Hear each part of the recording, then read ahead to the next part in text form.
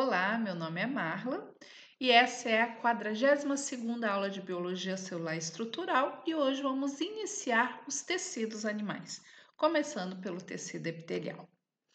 O tecido epitelial ele é dividido em dois tipos, como vocês estão vendo, o de revestimento e o glandular. São tipos aparentemente diferentes. O que eles têm em comum? Ambos são formados por células que ficam muito próximas entre si, por isso chamados justapostas. Alguns autores nem consideram que tem matriz extracelular neste tecido. Outra característica comum é que esse tecido não é vascularizado. Ele não tem vaso sanguíneo. Os tecidos que estão próximos têm vaso sanguíneo e os nutrientes passam para o tecido epitelial.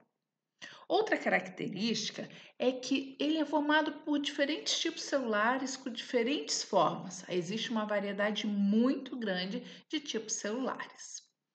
Outra característica comum é que as suas células, pelo menos as células mais basais, elas estão em contato com uma estrutura, que é a membrana basal. Como vocês estão vendo aqui, nós temos as células epiteliais e aqui embaixo essa estrutura, que é apenas um esquema. Só para vocês perceberem que essa estrutura, membrana basal, ela é formada por diferentes tipos de proteínas, diferentes tipos de açúcares e tem como função ligar o epitélio ao tecido conjuntivo que fica abaixo, formando então um filtro. Seja um filtro para selecionar moléculas ou células que vão passar entre um tecido e outro. Também, durante o crescimento, essa estrutura serve como base para direcionar as células. Será que a gente consegue ver isso na microscopia? Até conseguimos. Percebam bem essa linha que está abaixo das células epiteliais. Existe uma linha. Essa lâmina foi corada com PAS. PAS identifica o que? Açúcares. Lembram na imagem do esquema que era rico em açúcar? Pois é, está aí bem evidenciado. Mas se você teve dificuldade, eu coloco aqui uma imagem para você ver aonde está a membrana basal. Então, ela fica entre o epitélio e o conjuntivo que está abaixo. Vamos então agora falar apenas do epitélio de revestimento. Como o próprio nome diz, está revestindo, seja esse revestimento externo ou seja os revestimentos das nossas mucosas, mas está revestido. E para isso, então, ele é formado por várias camadas de células, como por exemplo aqui na nossa pele, que é essa imagem que nós temos hoje no vídeo, ou aqui no esôfago. Então, é formado por várias camadas de células, sendo que a camada mais basal toca a membrana basal, e estas células, como vocês estão vendo, passaram por um processo de amadurecimento, e neste processo elas mudaram o formato. Isso é muito comum no tecido epitelial, e esse processo é chamado de citomorfose. Nós vimos isso no começo da nossa disciplina. Onde mais está o epitélio? Como eu falei para vocês, formam as nossas mucosas. E quando essa mucosa está lá no intestino, e aí no caso intestino delgado, além de revestir, ela exerce uma função extra, que é o que? A absorção. A absorção de nutrientes, de sais, de água, de vitaminas, reveste e absorve. Ou, no caso aqui da bexiga, que é o contrário, não quer absorver. Afinal de contas, na bexiga tem os excretas, a gente não quer que isso volte. Então, forma ali junções oclusivas que impedem o retorno desses excretas. E é um órgão que ele ora enche, ora esvazia, e percebam que as células mudam o formato conforme a fisiologia do órgão. Quando a bexiga está vazia, ela é uma célula mais alta. Quando a bexiga está cheia, ela consegue se distender. Quem são essas células aqui deste esquema? São essas que vocês estão vendo, as mais superficiais. Lembrando que o epitélio está em contato com o tecido conjuntivo através da membrana basal. Outro lugar que o epitélio está revestindo o sistema respiratório. E lá ele tem uma função muito importante. Além do revestimento, o epitélio apresenta cílios, e esses cílios servem para varrer o muco onde as partículas ficam presas e assim purificam o nosso sistema respiratório. Outro lugar que o nosso epitélio está presente é nas diferentes glândulas que nós temos no nosso corpo. E ali a função é bem específica. Sabe que tem células epiteliais que têm capacidade de contração? São chamadas células mioepiteliais. E essas células forçam para que as glândulas liberem seu conteúdo. Outro lugar que essas células estão presentes são nos botões gustativos. E ali tem a estrutura em si, né, tem essa capacidade da percepção do ambiente. Então, a nossa epiderme, ela tem essa função de perceber o ambiente também, né? Outro lugar, todos os nossos vasos sanguíneos são revestidos internamente pelo epitélio. Então, aqui vocês estão vendo, o epitélio faz esse revestimento interno, aqui é a luz do vaso, e estas células são conhecidas como endotélios. Sabia que além do endotélio revestir, estas células produzem secreções ativas que são importantes para o funcionamento do nosso sistema circulatório? Bom, nós já vimos aí diferentes tipos de epitélio e é o que a gente está vendo nessa imagem. Olha quanta morfologia diferente de células epiteliais. Temos as células colunares, as células pavimentosas, as células cúbicas e até mesmo aquela célula que, conforme a fisiologia do órgão, ela muda o seu formato, como já foi dito. Além de diversidade de formato, ela também tem especializações. Nós já vimos todas elas na nossa disciplina. Ela tem os estereocílios no sistema reprodutor masculino e ouvido. Ela tem as microvilosidades lá no intestino, na vesícula biliar. Ela tem os cílios, sistema respiratório e também tubo uterina e os flagelos. São células epiteliais que sua membrana tem uma especialização, com uma função bem específica mesmo, né? Além dessas especializações da membrana plasmática, das células epiteliais, a membrana plasmática tem uma função muito forte, muito importante, que é o que? Unir umas células à outra. Porque afinal de contas são células que revestem, são células que fazem proteção. Então ela tem que estar bem unida uma célula com a outra e com a membrana basal. Mas de nada serviria somente a proteína de membrana unir uma célula a outra. É necessário que essas proteínas estejam ligadas internamente ao citoesqueleto. Vimos isso na aula de citoesqueleto. Pois bem, quem são essas especializações? Então, tem a zônula de oclusão, tem os desmossomos, tem a junção de adesão e com a membrana basal tem o hemidesmossomo, a adesão focal, tudo para unir fortemente essas células. As especializações de membrana plasmática, elas são específicas de células epiteliais, mas essas junções, essas interações intercelulares e com a membrana basal, aí já não é específico só de epitélio, não. Outra interação, lembra? Unindo o conteúdo de uma célula ao conteúdo de outra célula, junções comunicantes. Bom, o epitélio é dividido em epitélio de revestimento simples e epitélio de revestimento pseudoestratificado e epitélio de revestimento estratificado. Já se deu conta da diferença? No simples é apenas uma camada de células e essas camadas, todas elas, tocam a membrana basal.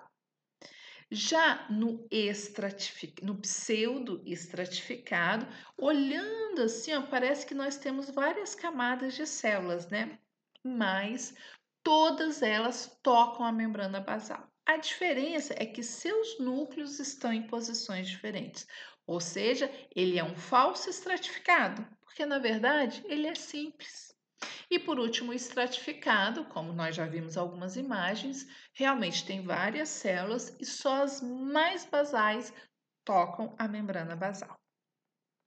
Agora vamos para o tecido epitelial glandular. Como nós estamos vendo, se refere às nossas glândulas. Quem são as nossas glândulas? As glândulas, elas são formadas a partir partir do epitélio de revestimento. Vocês estão vendo essa imagem? Aqui tem um epitélio e ainda no desenvolvimento embrionário, ele invagina, tá vendo? Aqui é o tecido conjuntivo, ó. Ele invaginou o tecido conjuntivo e essas células aqui passam por um processo de diferenciação, formando este tipo de glândula que não perde a comunicação com a área externa, ou esses dois tipos de glândulas aqui que perde esse ducto. Essas são as glândulas exócrinas e essas duas glândulas endócrinas. Vamos vê-las. Então, começando pelas glândulas exócrinas. Exócrina, a sua secreção vai para fora. Elas são formadas por células, uma única célula é uma glândula, é modelo super conhecido, as células caliciformes. Então, aqui está a célula caliciforme e para onde vai a sua secreção? Para fora da célula. Neste caso aí é a traqueia, então vai para a luz da traqueia, justamente onde as partículas que nós inspiramos vão passar e vão ficar presas a este muco. Mas as glândulas exócrinas, elas também podem ser formadas por mais de uma célula, então multicelular. E aí elas podem ser simples, como essas que vocês estão vendo, todas essas são glândulas. E aí para facilitar para vocês, eu fiz um esqueminha aqui. Ou no esôfago, vamos ver como é essa glândula? Olha ela aí. Então, gente, vocês perceberam que eu fiz uma região preta e uma região vermelha? Esta região preta significa região de ducto. E essas bolinhas vermelhas são as células que produzem secreção. Lógico, se é uma glândula exócrina, tem que ter a parte que produz a secreção e a parte por onde a secreção vai sair. Por onde a secreção sai? Ducto. E aqui a parte que produz o seu adenômero. E por que simples? Porque tem apenas uma saída. Então, glândula simples. Mas, lembrando, para onde sai essa secreção? Sempre para o lado de fora. Nunca vai para a corrente sanguínea, vai para fora. Seja fora a pele, seja fora as nossas mucosas, mas vai para fora. Já as glândulas compostas, como vocês estão vendo nessa imagem aí, ela é muito grande, ela é muito grande. E por que composta? Porque ela é formada por vários ductos que vão se ramificando, cada vez ficando mais fininhos. E essas glândulas, então, elas podem ser classificadas conforme a morfologia da parte que secreta. Então, vamos ver? Tubulosa, a gente acabou de ver a imagem. É uma glândula tubulosa, formato de túbulo. Tubulosa enovulada. É como uma mangueira que a gente joga de qualquer jeito ali no quintal. Ela é única, mas ela fica toda emaranhada, não é? Ou nesse próximo exemplo, que é a sinosa, que parece uma pizza cortada em várias fatias. E a tubulocinosa quando une essas duas coisas. Então, esses são os formatos da parte que secreta. Tubulosa, tubulosa novelada, sinosa e tubulocinosa. Mas também as glândulas podem ser classificadas conforme o tipo de secreção que produz. Por exemplo, esta glândula aqui, vocês estão vendo que o citoplasma está bem clarinho? Porque a secreção que ela produz é mucosa e as suas células ficam assim, ó. Citoplasma claro e núcleo bem achatado ali na periferia. Já essa outra glândula aqui, que por exemplo é essa que vocês estão vendo corada, o citoplasma está bem mais corado. O núcleo, a gente consegue ver um núcleo mais arredondado e não está tão periférico. Essa aqui é uma glândula serosa e a sua secreção é rica em proteínas. Já esta outra glândula aqui é uma glândula túbulo acinosa. Essas duas são acinosas. Essa é túbulo acinosa e aqui é o ácino, que aí tá mais no formato de meia-lua, a gente diz meia-lua serosa, e aqui o túbulo que é mucoso. Tá? Então, dois tipos de secreção que nós podemos ter, que é serosa, mucosa. Podemos ter a mistura disso, mucocerosa ou seromucosa, e ainda temos mais um tipo de secreção que nós vamos ver. Então, aqui, já que estamos falando da secreção, vamos ver esta forma de secreção. Então, a primeira delas, merócrina. Se vocês perceberam, eu coloquei em cima dessas glândulas aqui, que são as nossas glândulas sudoríparas. Como o suor é rico em água, sais, algumas proteínas, simplesmente sai por exocitose. Mas existe um outro tipo de glândula que é esta daqui, ó, ou esta, que é a glândula sebácea. Essa glândula, como o próprio nome dela diz, ela produz sebo. Sebo é gordura. Como que a gordura vai sair de dentro da célula?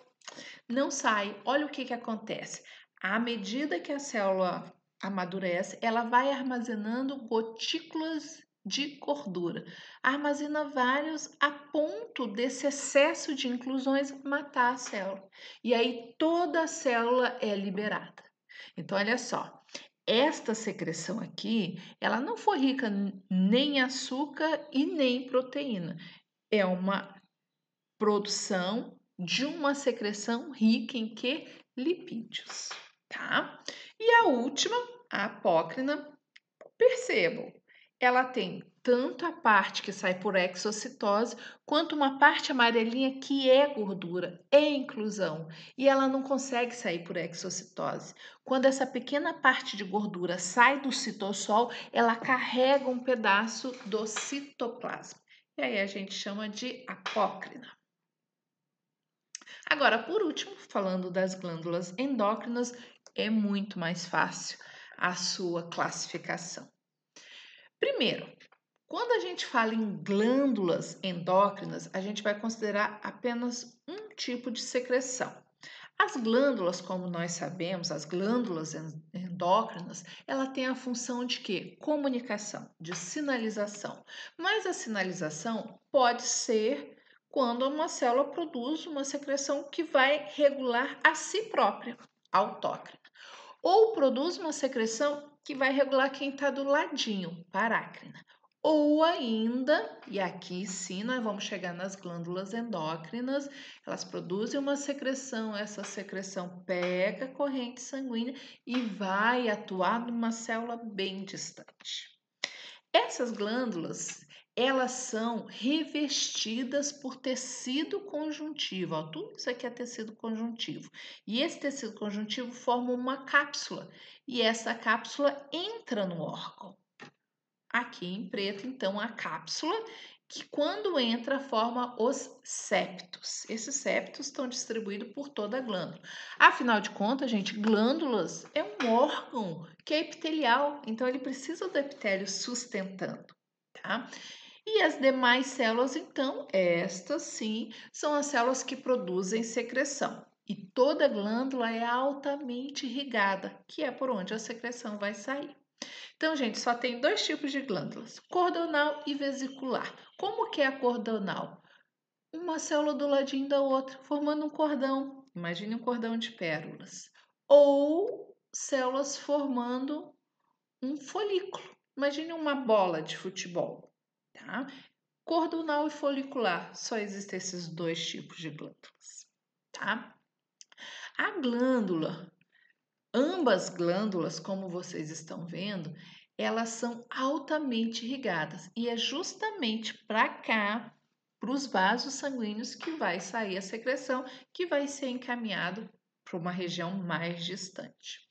Gente, pegando o exemplo da tireoide, tá? Que é uma glândula folicular. A glândula tireoide é formada pelos tireócitos. Sabiam que eles também mudam o seu formato?